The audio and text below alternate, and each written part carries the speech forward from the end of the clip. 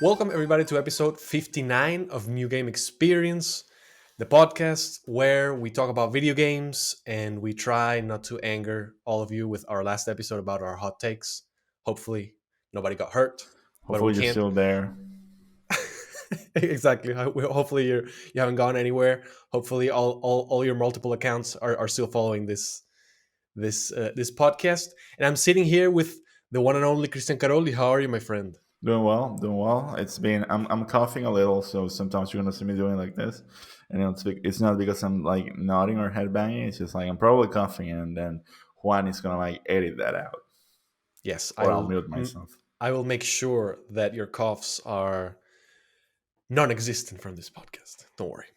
Okay, so speaking about non-existent coughs in this podcast, we're going to be talking about remakes and remasters and the state of how that's affecting our industry and what is happening with that.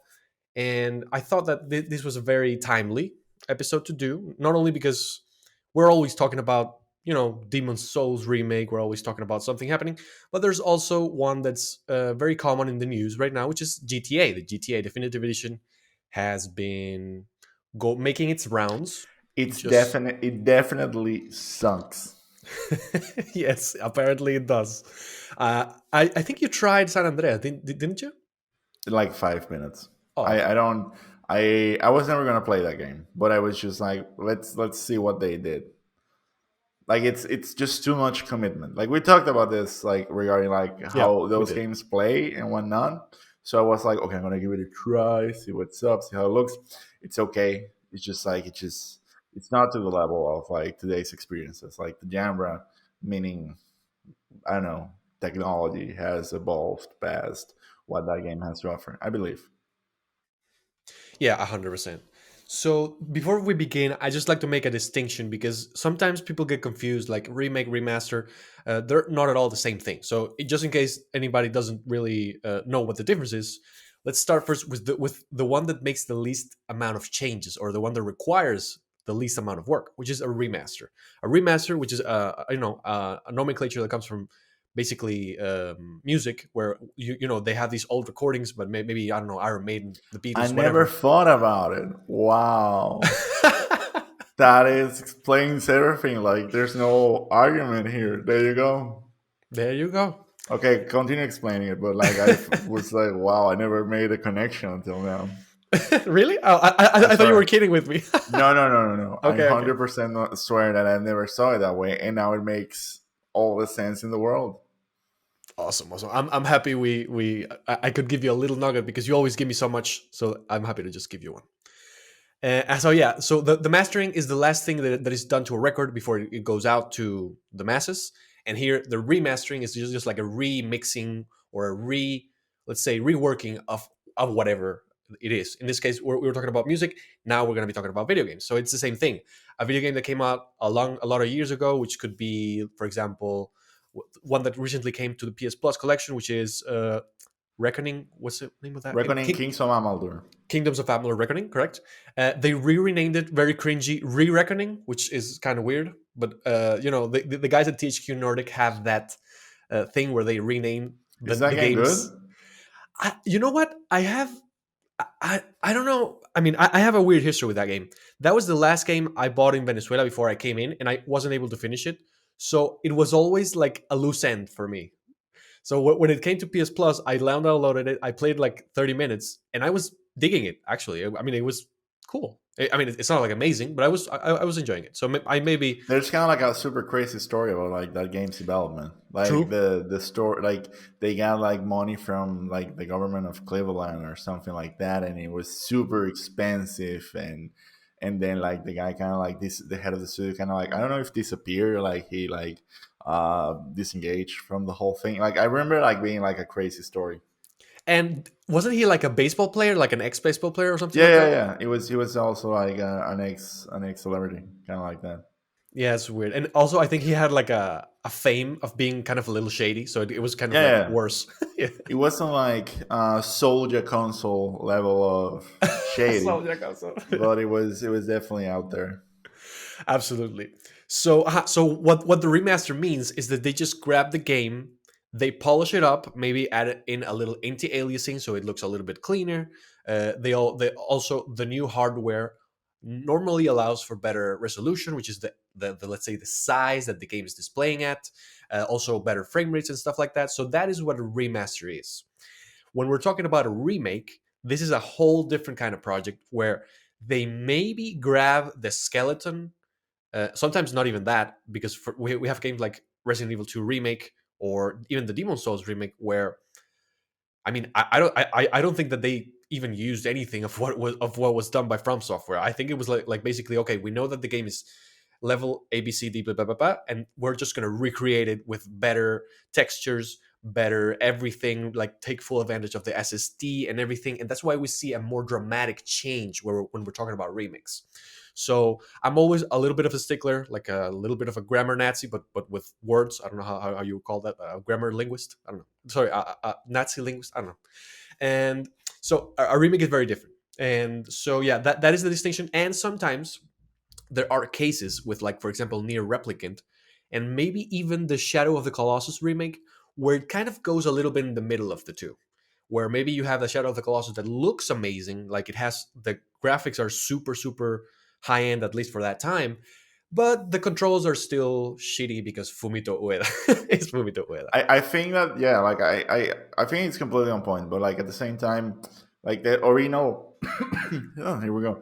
The original thing about that makes it like harder to have this distinction is that there is always kind of like this point, especially like cross generationally between consoles, that if you were to do a remaster, there are certain systems that hardware wise it does not make sense, like to target the games to those systems that they still, for example, don't exist yet. Like a good example of that is like high resolution textures. You don't ship the game with high resolution textures back in the day if there are no high resolutions televisions, but you probably have like a way of basically outputting those textures, and then kind of like repackaging the whole game in order to like reach those resolutions performance wise. And that's like there are different layers of what it takes to kind of like render a game and then basically show the game. And when it comes to games, you can have that slider all the way to the very bottom.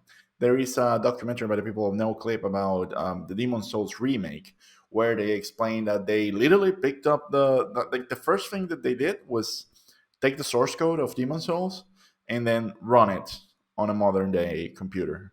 Okay. Just like that. That's the level. And then little by little replacing all the elements for newer elements to the point that it is a remake, but like the whole game, even some of the exploits are still there. Like I don't remember what ring is it that you can. I think it's the Thief ring that you pick in 3-1. Yes. By the way, I know this because I played it recently. It's not because Yeah. like I'm a fucking I'm a from freak. Souls freak nerd, like anthropologist. And you can do a roll.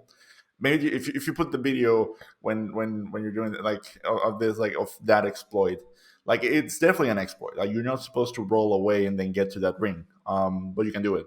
And that ring is very powerful because I don't remember which one is. I don't know if it's the one that not the point, but the point is like you get Yeah. you get something that is extremely OP, and it seems like an exploit, and you can do it. Same thing happens in some games, so I don't know if that's on purpose, to be honest, but Yeah. that's So a good example of like what's the level of fidelity that these games target. absolutely. So I haven't watched that documentary. I really want to. Maybe I'll watch it soon. Would you say that in the way that the workflow is established, is there anything left of the original code in there? Oh Like, yeah, or 100%. okay, okay, okay, Well, okay, not hundred okay. percent. No, yeah, exactly. No, Not I'm 100%. saying the same expression just because I'm affirmative. Let's put it this Affirmative. way. Yeah. I would Okay. say like depends what system. In the Okay. case of Demon Souls, I would say like well, gameplay wise and controls, I would say like I don't know. I won't say 100% because there are technical layers that they had to add in some of these systems.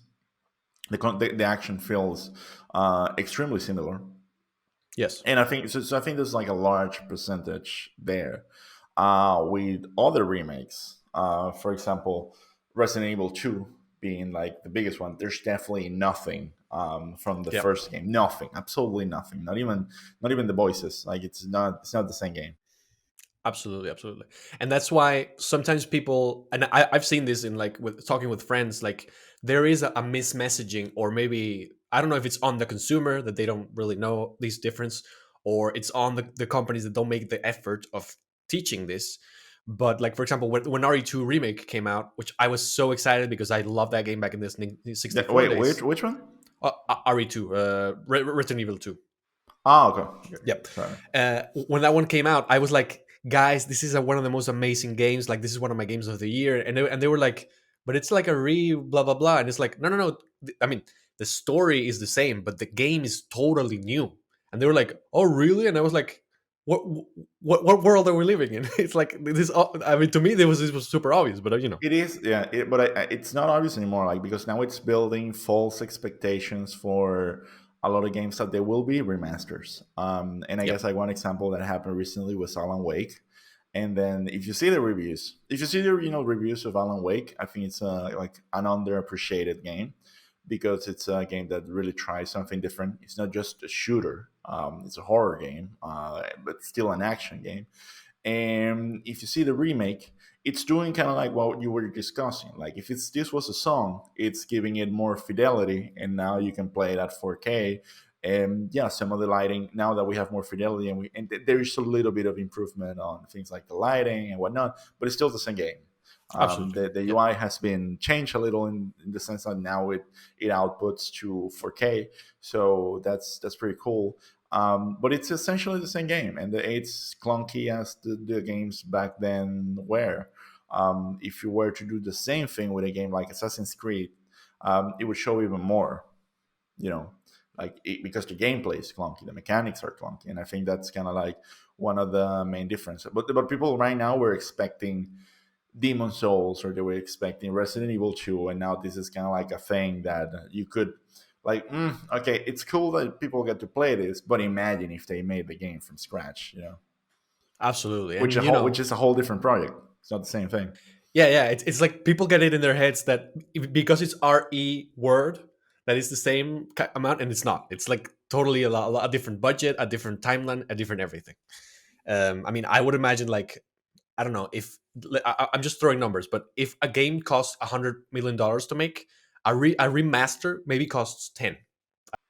Yeah, this is a good estimation because you could even like outsource it like the people from Rockstar did with their mobile games, and yeah, and with the new ones, and then you just like not really working, but because the talent that you need there, it's a bit different. You need technical artists, you need well, that's it, kind of like you need technical artists if you want to like update some things in the pipeline. You're definitely going to need artists, but it's mostly like developers and technical artists that they're going to try to like upgrade the game from what it was, and producers, and like, I mean, it's still a project, like it's still, there's still a fair amount of people, but you don't have to like write a story, you don't have to like design a gameplay, you don't have to build an entire world, and like you already have the models, and then optimizing a model is not the same thing that like doing it from scratch or designing a level. Like there are some things that no longer are there. But if you're talking about a remake, then it's even a bigger challenge, I would say, than making a game from scratch, especially a game like Demon Souls, which I think is like a good example of like the best possible remake that you can get. And then because even like if I were to have an opinion about the remake of Resident Evil 2, it's still a different game. That it's, I would say, like it still feels like Resident Evil 2, it still plays with like Resident Evil 2, and you still have, but the challenges are different, the missions are different, the dialogue is different, but the missions still feel the same level of urgency, the dialogue is still the same level of corny, all that crap. You can't have. Resident Evil without corniness. It's just I loved impossible. it when I think it's like in the second game, like when they see each other after it crashes, and they're like, "Oh, you survived! Oh my god, you survived too!" And it's like, "What the fuck?" And then the police chief is also he's so bad. Like he's like, Yeah. "I'm gonna take this little girl," and you're like, "Okay, what the fuck? What? Why are you so bad?" Yeah, it's weird, but it becomes campy in the way that it's bad, but you still appreciate it, right? Yeah, of course. It's very strange how It is that a fun game. works. Like yeah, you love to see it. Like it's what Exactly. the game is about. It's not the seventh. It's not the last one. It's a whole different thing, and it's cool for that. Like they understood kind of like the essence of the game. Absolutely. So now that we've gone into it, I would just like to go over a couple of topics that I think would be interesting, which are what is your perspective on the I mean, we don't really have to like specify whether it's a remake or a remaster unless it's necessary, but like what do you think about them? Do you like them in general? Do you think they're a cash grab by these companies No, no, to I get our really like money or them. I really how? like them. I think Okay. that Shadow of the Colossus, I played it for the first time during the pandemic, and it was one of those pandemic games that I was like, "Wow, I don't even feel like that I'm locked down in my house," and I'm happy that I get to play this game because otherwise probably I would have skipped it because I would have been busy with something else. Um, so I love that one. That one came out with PS Plus, correct? Yeah, yeah. That's the other reason like, I didn't have to pay for it, and it was so good that I felt like wow, this is definitely a great game. And I would have that opinion if I played it like when it came out, but I didn't play it back then, or maybe not. No, I probably wouldn't have played it back then because it didn't have. Now I remember, I didn't play this game because I played with the inverted y-axis, and it didn't have it, and it was impossible for me. My brain is just not wired that way, and I had to skip it. So I get to miss that. And now they added that option. So I played it and it was great. All the games that like the remakes, Resident Evil 2, I also found it like incredibly fun. I have to say I played it on easy mode because I kind of like hate the way like you kind of like run out of bullets in that game. Like it's too, I don't know. I was just like, I just want to like enjoy this. And recently I played Demon Souls, which I think is like probably the best PS5 game that you can play. And so I don't think they're crash grabs. I think these games are just as good as when they came out, and you can enjoy them even more. At least for those. Yeah, absolutely. I think that the question whether it's a cash grabber or not, I see a lot of people like very If it's from Nintendo, it's a cash grab. that's that that, is a good distinction. Yes. that's the other distinction I'm gonna make.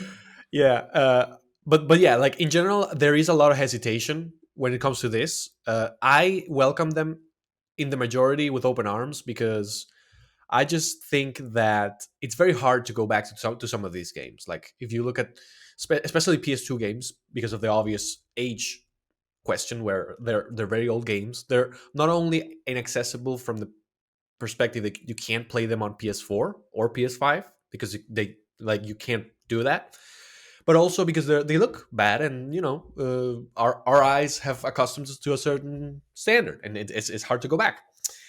And so yeah, in general, when a company wants to make money but they do things right, and I'm happy with the product, I don't have any problem with that. The problem I have is when they do things wrong, which I don't think we have that much examples with remakes of them going wrong, and one of them of course is GTA, which as you said, I think they commissioned it to the guys that did the mobile Grove ports. Street, I think is their name.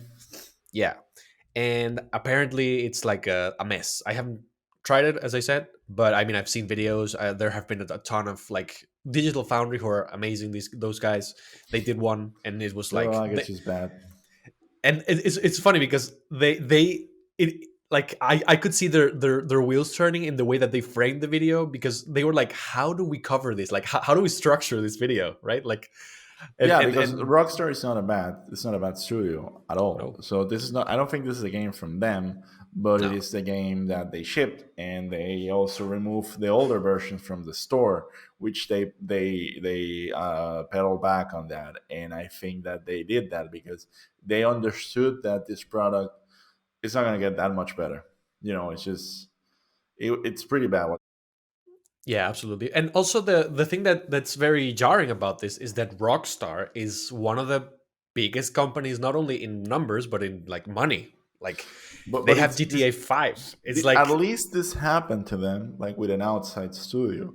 But like one of the yes, biggest cash grabs I ever gotten was with Warcraft 3, where basically Blizzard they took a dump and they were like on the original source code, and they were like, okay, now you have it, a worse game with less freedom for you to like build on top of.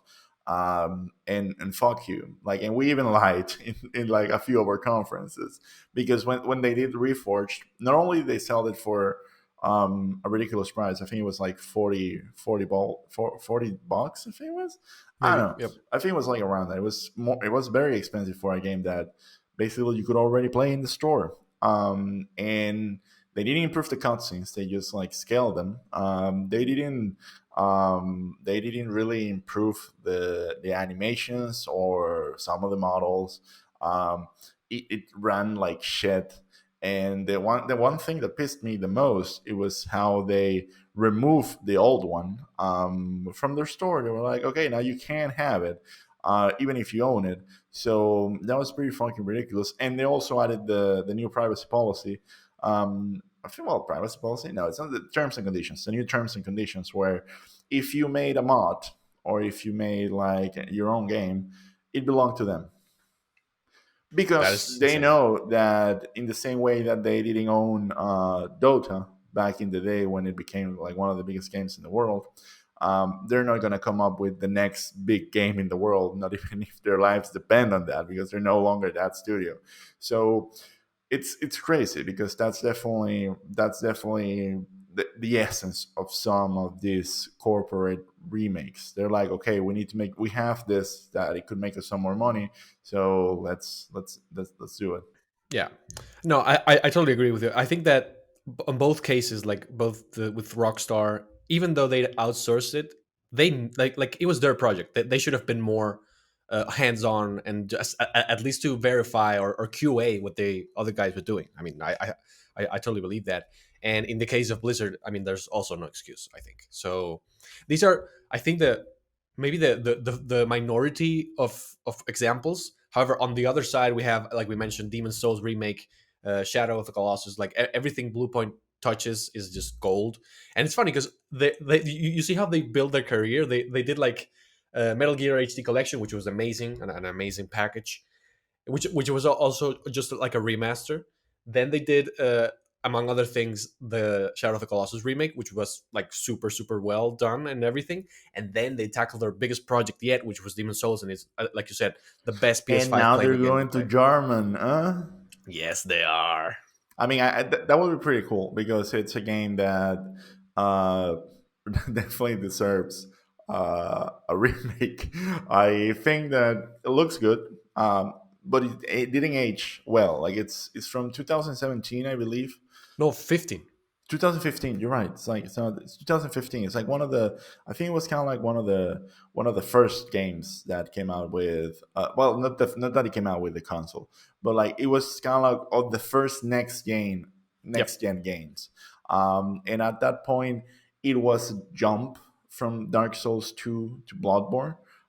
Like it was significant. I think like it looks a lot better than Dark Souls 2, but Bloodborne looks a lot. I think it looks worse, if not the same, than Dark Souls 3, and Oh no, it looks worse. Worse, it definitely. definitely looks gazillion times worse than Sekiro. Oh Like it yeah. just and when you play it, the elements are there, the art is there. But if they were to take that and like kind of like upgrade it the same way that they did with Demon Souls, which by the way, I think that the art direction of Demon Souls that changed a little, it just improved the game. Like that would be just bangers. Like just thinking about it, it's like wow. Yeah. Imagine experiencing that for the first time, looking like that, which is how I experienced Demon Souls, and it's like wow, it's just fucking insane. Yeah, I totally agree. I mean, I found like one person that says that the new art direction for the Demon Souls remake is worse than the original because supposedly the original was like darker or whatever. I'm like, fuck that, man. These guys improved this. I mean, it's not their original idea, but they just took it to another level, it in my is opinion. it is different, but I think that both games are grim, and the topic of Demon Souls is grim as fuck. Like it's just never ending doom in the world. But the fact that the remake is a bit lighter and like it has more light, like it's more detail, it makes it even sadder. At least that's how I see it. I You know? totally agree because it's like you see the potential of what this world could have been if it wouldn't have fallen this scourge that it did. Yeah, like, and I think that Boletaria is kind of like the perfect example. It's like this is a massive, majestic castle, and it's rotten. It's like rotten to the core. But if you see it in Demon Souls, it's like, well, this place always looked like shit, Yeah, you know. exactly. And you're going through the fucking I don't know, swamp, thinking like, fuck, this looks like shit. This probably smells like shit. I hate this. But in the remake, it feels like this is cursed. Like if it wasn't for this, this could have been like a majestic kingdom, and that's pretty cool. And I think the same thing for Bloodborne. I think that Bloodborne is unique in the sense that it starts with this idea of like Victorian werewolves and whatnot, and then it escalates into this type of Lovecraftian nightmare, and it's pretty cool because it mixes that, and that's pretty unique. But it looks bad. Like the anti-aliasing is kind of shit. It was 30 FPS. I think it's still 30 FPS, which is massive. It hasn't gotten the love that the Dark Souls patch did for Dark Souls next gen. So it is like there's something to be done there because it's not part of the essence of the game to have like a crappy anti-aliasing or and that it does not target 4K. Totally agree. I think the only part where I differ a little bit is that I think that Bluepoint, because of things they've said, because I think they one of the keywords that was pulled out recently was that they said that they're working on new content, but Hmm. they didn't say new IP, so it kind of left it in a little like gray area where people were saying like maybe they're working on a Bloodborne 2, and I think that the most Sony thing to do, just in their recent like the way that they've done things, would be to do like a Bloodborne 1 director's cut that includes like the DLC, has 60 FPS, and maybe like up-resing things in the way that they did Death Stranding or something like that. And of course, saying like we're making Bloodborne 2, and everybody would go fucking insane, including myself and probably yourself as well. So the thing, like, but like, it's weird because if they were to make Bloodborne 2, I think I would be a bit more skeptical. You know, like I don't know why, but I like that From Software games are made by From Software. Yeah, I totally Otherwise, agree. like otherwise, and I was checking like today. I think it was asking like, what's the difference between Scarlet Nexus and Code Vein, and it's, oh, this is a Souls game. It's like, oh, okay.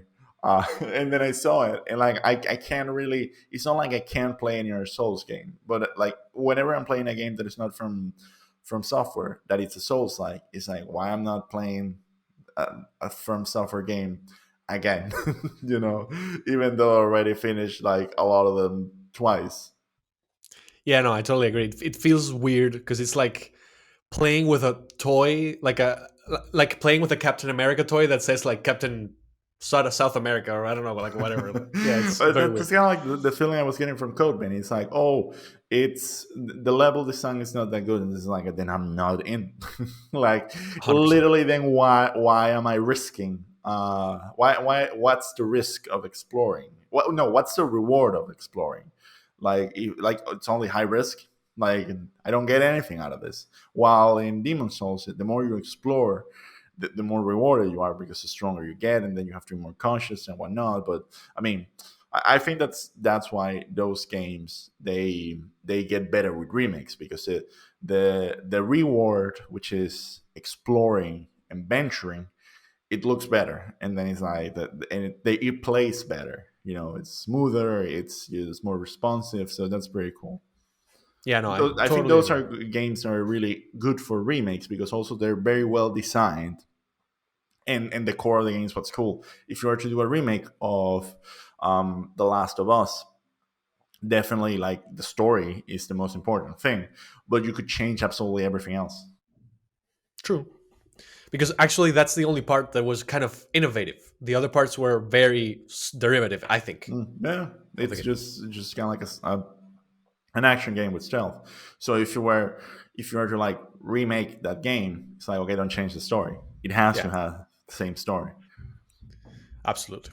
Okay, so I will talk a little bit about another Souls clone that I'm playing a little later, but I did want to maybe touch upon one last part of the whole remake versus remaster thing, which is how do you feel about, well, we touched a little bit upon it, but game preservation is really important, and we said that some of these games are not accessible, and this makes them accessible not only on the technical side but also on the visual and how it Sure. feels side. Yeah. So how do you feel about that? Like, do you think that they're valuable because of that as well? So some of them are. I think that in the case of the ones that we have mentioned, they are. But I think that others are just way too much of a cash grab, like the Mario collection Oh that yes. Nintendo did, which was just insanely bad. Like they built their own, like it was basically a $60 package that was running three ROMs, and it's like wow, they really charging $60 for this shit. And even the technology that they were using for like running these ROMs was vastly inferior to what you can already get out there from things like Project N64, which is like why, like what's your deal? Like why don't you just take an open source, emulator, which is open source, you could use it, and then just package it with everything and then just ship it and sell it, but it will look incredible. And they were not even doing that, they were charging $60. So it's like, are they preserving anything there? I don't think it's ultimately their goal. It's just money grabbing. I think that other companies like Microsoft, they're really trying to preserve the games with initiatives like that the one that they're doing with the Xbox 360 games. Yeah, Although they backwards compatibility. backward Yep. compatibility, and now they said like they're gonna stop. But things like the FPS boost, those things keep the games, like they preserve the games in a way, because like you're probably not going to be able to play it in the same way.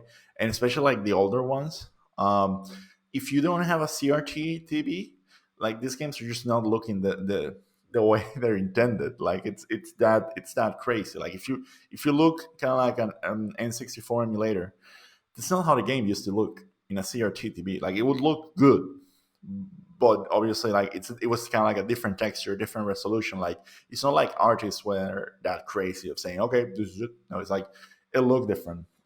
So that's impossible to preserve, I think, unless you actually have like that type of screen. But these remakes, they do like help the game last longer in a way that it's played by more people. So that's preservation. Yeah, absolutely, and also the way, because this is something that in PC doesn't happen, or it happens very rarely. Like I think we touched upon last episode where Apple, like the MacBooks, or sorry, the Mac computers no longer support 32-bit games or Yeah. something like that. That is a shame. But in the case of Windows, like you can play from Doom 1993 to Doom Yep. 2016 internal and whatever. So it's like you don't have that problem. But in the consoles we do. And I agree with you. Like the backward compatibility on the Xbox side is something that I think is very valuable because nobody's really asking for it. Nobody is really like that is money that if you were a bean counter at Microsoft, you would probably say this is us losing money because we're investing resources in like bringing back old games or making old games available, and nobody's really like that's not what people are looking for or whatever. But it's still like a very like people are very appreciative of that, and it's part of the whole image that Microsoft is building for themselves, that they're like the good guy, they're like the consumer friendly people, and they're kind of doing it like they're really walking the walk. Yeah, I don't know if people are really like playing those games a lot. That's the other thing. I try to play Conker's Bad for Day, and I played it for a while, about like 2 hours, and it was fun. But I left it there. Like it wasn't like it's also like kind of like it's hard for me to like demand those things when I don't actively like try to consume them or anything. It's just kind of like oh this like this I don't know how do you call it, like it's not like the like hunter gatherer philosophy of like I want to have that there in my backlog to play whenever I want. But some of those games like I just they were fun back then, but like they're not anymore. Like I don't know, for example, recently I tried to play Okami in the on Switch because you have like the motion controls and whatnot, and it wasn't that fun. Like it was just like this is not very old game. I'm sure when it came out it would have been a banger, but I'm not interested in playing it again. I played for like 6 hours, but I was like I don't have the energy to like at some point I was like this is boring. I don't know, get bored.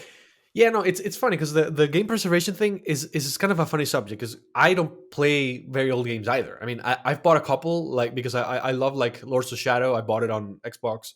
I bought Spec Ops: The Line because I've never played that game and I want to play it someday. And the HD collection for Metal Gear, I also wanted to have it. But that those are like at the bottom of my list, like in priorities because they're just Definitely, like it just yeah, I might as well watch a let's play video of that on YouTube yeah, and be like, absolutely, let's see what this is up. And I think that's the other thing. Like it's just like but at the same time, game preservation is gonna get like a more interesting topic because like my Xbox S, for example, doesn't have a an optical disc, so I can't the only way I have of playing games is downloading them through the internet and paying a subscription fee. So I'm not like if my Xbox like burns out, I no longer have any Xbox games. But if my PS5 burns out and I were able to find a PS5, then I could still play those games whenever yeah, I want to some extent, of course. But they're there. yeah. Lucky you who were a visionary and bought a PS5 with a disc and not Your, a your digital yours one. yours is also digital, but Yeah, I made the but mistake of doing that. Yeah. the thing is like I also like watching Blu-ray movies. So I was like I need this. Like I really want to be able to like watch 4K movies. But I don't think that I can play like UHD movies. Like I don't think No, really? I'm not sure. Like I need to check. No, But I think you can because that wasn't available on the PS4 Pro, but okay. it is available now. Mm. You can play 4K Blu-rays now. Yeah. I'm gonna see if I get one of those. Still, my TV is not that. Two things like my TV is not that cool. It's big, but it's not that cool. And also, I can barely tell the difference between having HDR and not having it. Some people might think that I'm insane, but I have no fucking idea. But have you ever like seen 1080p movie on Netflix and then seen it on a Blu-ray? Like Oh yeah, that I have seen. yeah, That I yeah, have seen, that is super great. and Yeah. there the difference is massive, but there is pretty obvious because it's kind of like the method of delivery of the content, so it's okay.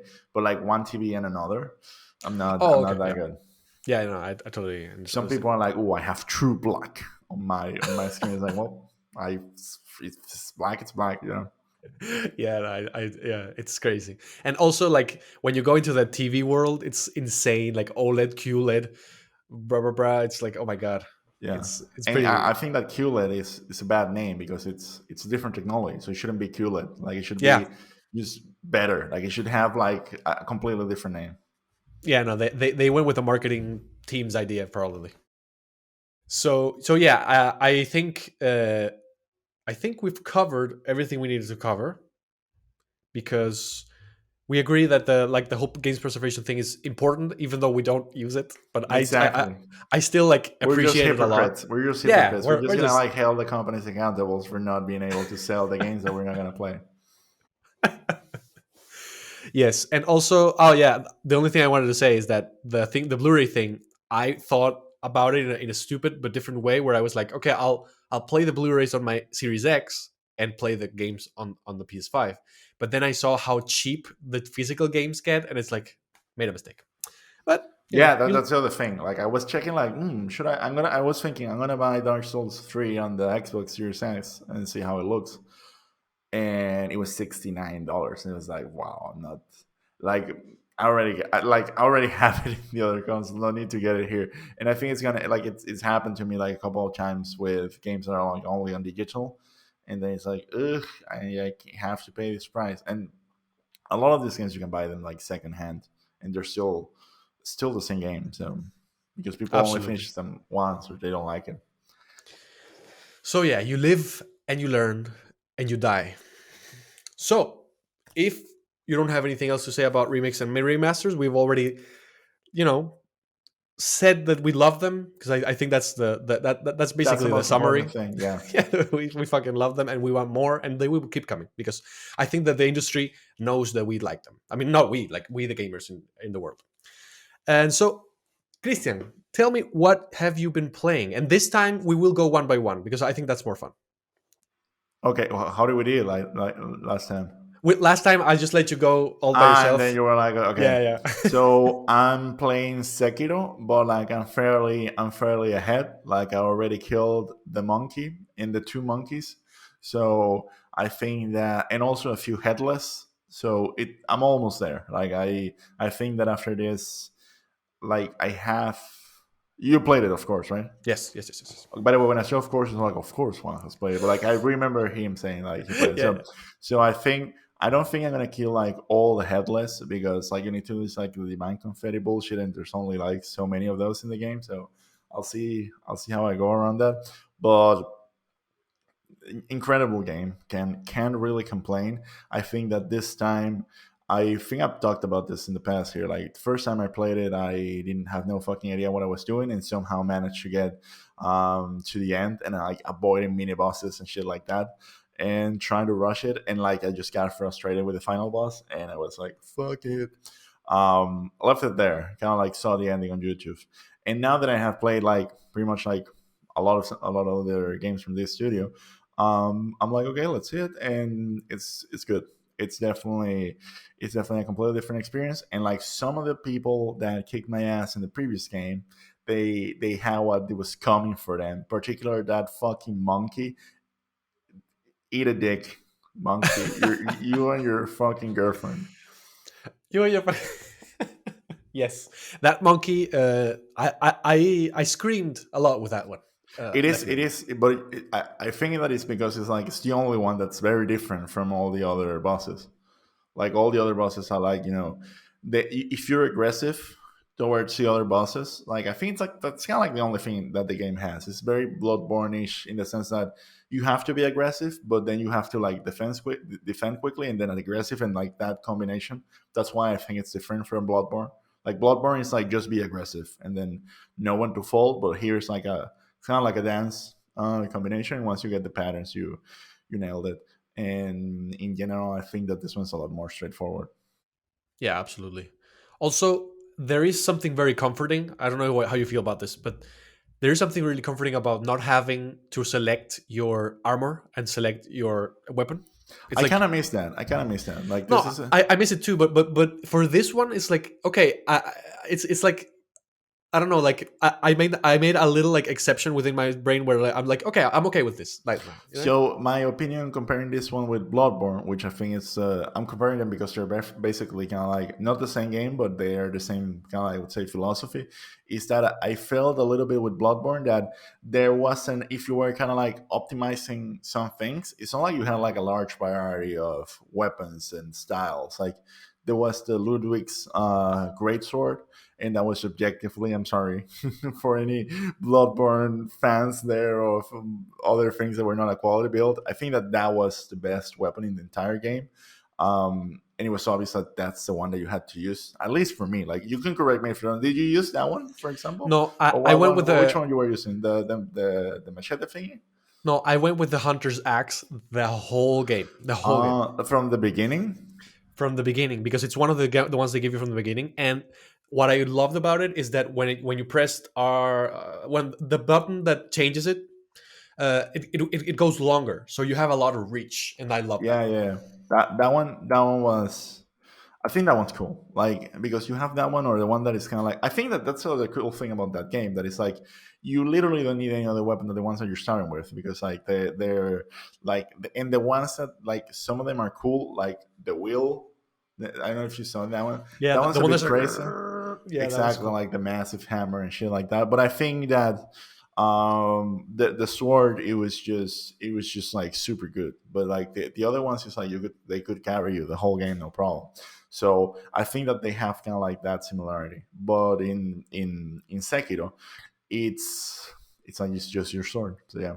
But I missed kind of like the massive variety that you had in, for example, Dark Souls. Yeah, absolutely. This was your first Souls game, right?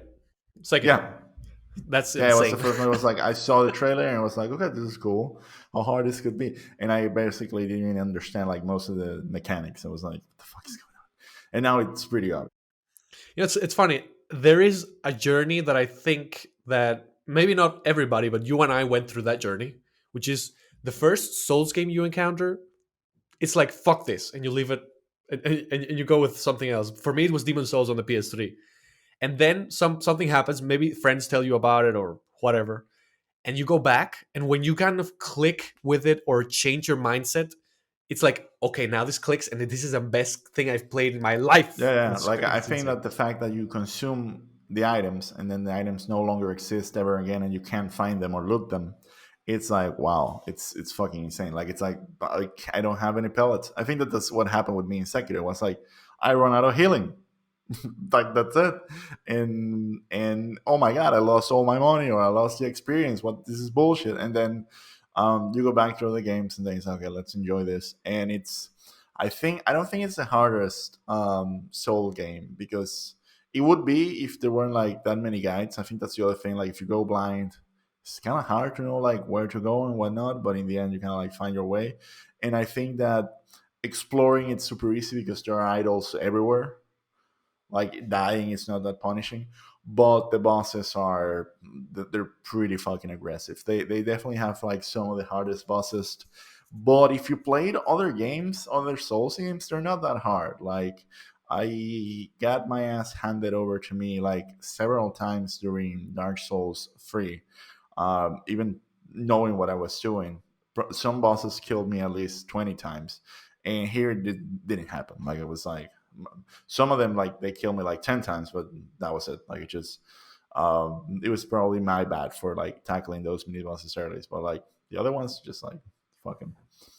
You know what? I think this is my like personal theory, and I've shared this with you, where I think that people who like Souls games, every Souls game you play like levels up your internal Souls level, and that's why each one kind of becomes easier when you kind of play it. But did you So yeah, play? You played Elden Ring, right? Because we haven't talked about that one. I have not You played you Elden didn't Ring. because you skipped it. Well, first of all, I didn't have a code, but even if I would have, I don't want to play that until I Okay, have it okay. like for Well, me I all. played. I me and Guille, like a friend of us, like we played together like the beta, and the boss that they have there. I think his name is Magritte or some shit like that. He killed us. I know why he killed. I know how many times he killed us because we basically you need to spend like an item to do what's the name co-op, and he killed us 26 times, the both of us, like, and both of us like souls veterans, and this is kind of like we don't think that this is going to be the first boss. It's fucking impossible. It was way too hard, or maybe we're just like doing it wrong. But he killed us like 26 times, and then we like I killed him, and then I invaded Gija's world, and then we killed him the first time after switching. And I have to say it's just fucking crazy. One game that I've been playing is Outriders. This is a game that I don't know if you've heard about it, but it's like this kind of Destiny like cross Gears of War done by People Can Fly, who are the people who made the worst Gears of War game, which is Gears of War Judgment. And they did Bulletstorm. They did Bulletstorm, which that one I do like. That one is That one's pretty good. good. That one's good. Yeah, and this is a game that is very interesting because the gameplay is fun. I mean, you have all these. You have like four classes. They all play very differently. The only reason I'm playing it is because I'm playing it with a couple friends in co-op, Okay. and that always like elevates any Yeah, yeah. game, even if it's bad. And in this case, like the game has, as I said, fun gameplay, but the cutscenes and the, They look bad. I mean, not graphically, but they're so bad in terms of like the writing, and Mm. also like they place cutscenes in places where they don't make sense. Like for Okay. example, if you open a door, like usually in any video game, you would just open the door, loading screen, and then you go to the other place. Mhm. Here it's like you press open the door. There's a cutscene of the guy opening the door that lasts about 3 seconds. Fade to black, loading, and then you load. And it's like, what? Why? Like it's not like you're masking loadings within anything. No, it's just stupid. So I have no idea why they did that, but they did. I think I heard like this game. If you played it alone, then it's super hard. But if you play it with people, then it's kind of fun. I mean, I think that is true because it also has like a very varying levels of difficulty. You have like Okay. what they call world tiers that goes from 1 to maybe 15 or Mm. something like that. And each one kind of like in Diablo where Or in Destiny you have like different modes for tackling kind of like the dungeons and the nightfalls and whatnot. true. Although in Destiny the loot works a little bit differently. Here it's more of a like a Diablo style looter Okay. where you're always like picking new things and new things and new things. In Destiny there comes a point where everything is shit except like the things that you really grind for. Yeah. Yeah, yeah. And here so it has that. And you're totally right. Like when you play it by yourself, it's a normal game. I mean, when you scale up the difficulty, it becomes really weird. But then when you play with people, it's like you breeze through everything. It's really weirdly balanced. But as you said, I mean, I'm just playing it because I'm playing it with a couple of friends and they're enjoying it. I'm enjoying it as well. And yeah, the story, it's funny because the story, like the lore itself is not bad. It's actually well written, Hmm. but the execution, the acting, and the cutscenes are so bad that it just brings the whole thing down. And I think there's also a new game. It's called Remnant from the Ashes, which is kind of like in the same spirit of being like kind of like co-op and the same type of looter. So see, they're Yeah, making a few of those like live service games. I don't know why. Like I think they're okay, but I don't think that there's that much room in someone's life to be like, oh, I'm gonna grind forever this game. yeah, and also the thing about, I mean, Outriders is like barely AAA. Like it's Hmm. kind of like reaching the bar, but only like by a little Yeah, hair. yeah, Remnant is totally AA, which yeah. Okay. like for games that are grindy and games that are like this, for it to be AA, it's just They kind have of to compete with Destiny, they have to compete with Destiny and exactly. they won't. The exactly, and the only twist that Remnant does have is that it does have the Souls like thing. So Imagine that. exactly, and so that kind of makes it a little bit different, but it's still I don't know. I beat it with a couple So friends, but it's not really that good. yeah, I got it. What's your next one? Hollow Knight. Everyone keeps telling me that this is the game, this is the experience. I'm not really vibing with it, but I'm playing it like in my free times between meetings and that kind of thing. And going through the world, I can understand that this game kind of like looks good. It's a Metroidvania, blah blah blah. But I'm still struggling to find like the click. Probably will happen. Probably won't happen. I don't know. But I feel bad not clicking with the game because everyone is like, "Oh my god, you're so lucky. I wish I died and be reborn again and then get to play this game." And I'm like, okay, so far it's cool, but it's not. I don't see it that groundbreaking. I'm sorry. Okay, I mean I did love it when I played it. But even Where are from the you? beginning, I think I did. I mean, I did have a moment where I kind of left it off for like a month, but then I came back and I just finished it because I did love okay. it. But where are you playing it, by the way? On Xbox, it's on Game Pass. Okay.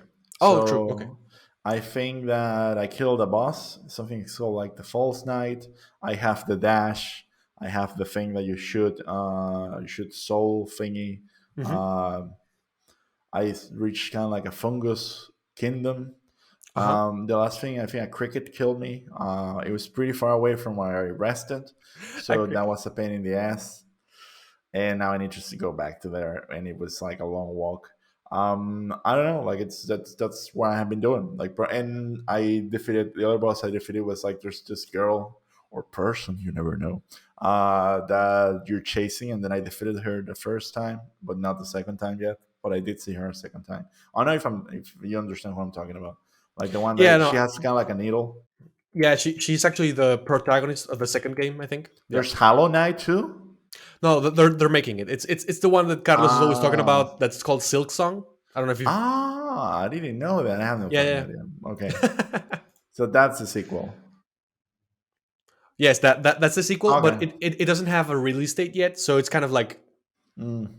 Okay. because it's also one of those teams that's very small and very beloved, so everybody's like really waiting, but nobody's like pressuring Pressure them them. because Okay. they wanna, yeah, No, no, but exactly. I think it's a cool game so far, but it's not. I want to like it as much as people keep telling me that I have to like it. That's why I'm like apologetic about it because like it's just chill. Like I don't know. I haven't Yeah, seen I also like the whole Metroidvania thing of like doing backtracking and whatnot without fast travel. I'm not such a big fan, so I haven't found the fast travel yet. So I don't know. I'm still struggling to see like beyond the surface of the things that are good, like what could make it like so good. Okay. Yeah, I think what I loved about that game, apart from the art style, which I think is pretty unique. Yeah, I mean the I love Metroidvanias as well, Mm. so that also of course contributed. And yeah, like Metroidvania plus good art style plus Soulsborne gameplay is just like for me almost guaranteed enter. You know, Okay. it's like. But no, I totally understand. I mean, if it doesn't click, it doesn't click. Fuck those people, Yeah. basically. Okay, so my next game is another one I'm playing co-op. It's very timely because we're talking about remasters, and this is a remaster as Neo. well. Neo remaster, because it's been remastered for the PS5. Is it good? It, it is good. It is good. This is a game that I initially played when it came out, more or less, Hmm. like I don't know, 3 years ago, 4 years ago. I didn't like it because as like just like you, I'm a big fan of Souls, but whenever it's done by somebody else, it's like, Mm. "Ugh." Skeptical. And also this one is the one that looks the most like Souls games. So it's like even worse because you feel the disparaging whatever more. And now you need to compete with Sekiro, and then it's even like ooh.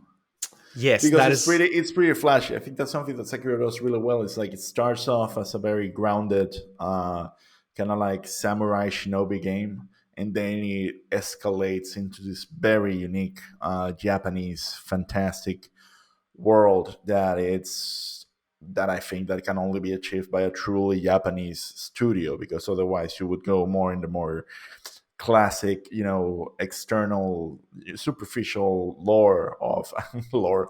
I don't know, history or culture of Japan. Like I don't know what you would call it, but like the fact that Sekiro goes that deep, it's like wow, this people know what they're talking about. So I think in this one, when I saw it, it has like so much magic and so much stuff straight out the back that it kind of like pulled me back. But I think it was Carlos that he was telling me that it's more of a ninja gaiden game than a Souls game.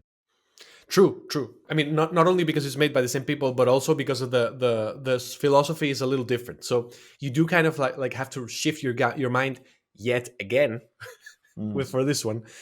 Um, I mean, I think that if I were playing this game by myself, I would have probably abandoned it. In fact, I did years ago. However, because of Carlos' recommendation and because I have this other friend that also is in this thing, we kind of decided to do it co-op. And with a couple of recommendations from Carlos, I am enjoying it a lot now. Mm. And as I said, like any game, even if it's bad, when you play in co-op, it elevates it. So this one is not bad at all. It's just the thing that I don't like about it is that it has many systems that is just a little bit overwhelming. Like Yeah, you of have course. you have this skills system where you learn skills. You have not like you have attacking stances, so you have a low stance, a mid stance, and a high stance for each weapon. You have very different styles of weapons. You have a blacksmith where he can forge your equipment. He can reforge your equipment so that it rolls, and maybe you get instead of a That's rare, something you get better. something better, but you have Wow. like a percentage. So it's like, oh my god, please stop. So I mean, there's a couple of things you have to like gloss over or just ignore to ignore, sorry, to enjoy the game.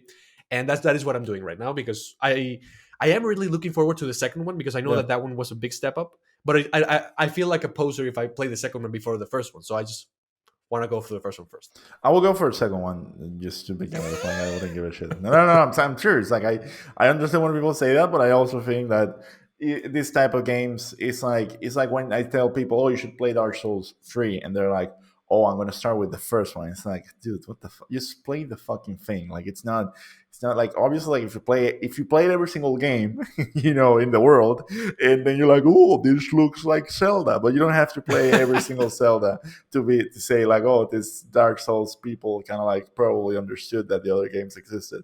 I think the same thing for kind of like the sequels. Some of them I wouldn't say that. Like for example, if we're talking about kind of like The Last of Us 2, I would say maybe you should play the first one. Also, it has a really good like HD version. But if they didn't have like the HD version, I would be like, just play the fucking thing and tell me what you think. I do have one more game. Yeah, I don't have much to say about it. I'm still enjoying it a lot. And it's a This remake. We've No, gone. it We come. is. It's a remaster. We come It's a full remaster. circle. Yes, absolutely. Oh yeah, we've come full circle with two games. I hadn't seen that. Yeah, Yeah. So yeah, it is a remaster. It's very well done. The remaster. I think I mentioned that the last episode, but yeah. just to Still holds reiterate, up. I think it does, man. I mean, obviously, when you compare it to PS5 games, it doesn't. You can compare it to Switch games. So, But yeah, when you compare it to its own thing, and you compare how it used to so look. if you compare it with the remake of Link's Awakening, is it better? I mean, that one is a little weird because that one has a very distinct art style. But this one runs better than that one because that one, I don't know if Oh, you remember, that had some frame rate issues. yeah, yeah. Which I think it was ridiculous. Like it's fucking Ridiculous. stupid. Like even the original didn't have frame rate issues, and now this one has them. Yeah. The only thing here that so there's two things that I'm having a trouble with. One is the Joy-Cons because I think the Joy-Cons are horrible hardware, Hmm. like absolutely horrible. You can play with the Pro controller. You can, but then it has this thing that have not tested yet. I have to disclose that. But where like you control The sword. the sword with the one of the sticks. That fucking sucks. Never mind. It's weird, Yeah, and yeah. so I don't want to do that. I mean, I could And try it. I'm gonna try it if I get to buy it because you still need to tell me if I should buy Metroid Dread or Zelda. you put me in a pickle, my You friend. have you have a full week to figure that out. Yeah. That's how we're gonna start the next episode because Okay. I mostly play Nintendo when I'm on a plane, meaning that I haven't played Nintendo in the past 2 years. So I need to, and I'm going to the US in January, so I need to have 20 hours of gameplay. Okay. Also, it would be the game that if the plane falls, I'll be playing when I die. So it's also an important responsibility. No pressure, right? No pressure. Exactly, no pressure. The last game. If the plane goes down, you're gonna be like, "Whoa!" I sent Christian to play, Zelda Skyward. Well, if that is your aim, then I think Skyward Sword is completely disqualified because you're not going to be playing in the plane with motion controls. Ah, of course, yeah. So it's okay. So Metroid Prime it is. Yeah, yeah, you're right. Metroid, yeah, Metroid, Okay, okay, yeah. Do that one. That one is cool, very good. awesome. It's not a game of the year, and maybe we can do an It's episode on okay. that It's next okay. week. But Oof, it's gonna be a weird year for sure. but yeah, I'm liking it. The other gripe I have with this Zelda We remake should do we thing, should do like a massive forum for Game of the Year, that would be and then cool just invite actually. a bunch of people and then just yell at each other for having different opinions. That's An what eight that's people what podcast like that. exactly that's what YouTube is about anyway. People yelling at each other for thinking differently. Absolutely, it is. So the other thing I'm not liking a little bit about the game, it's not as bad as some people make it sound, but Mm-hmm. in the latter half of the game, there is a little bit of backtracking, Mm. and that is not only unnecessary, it's disappointing because Okay.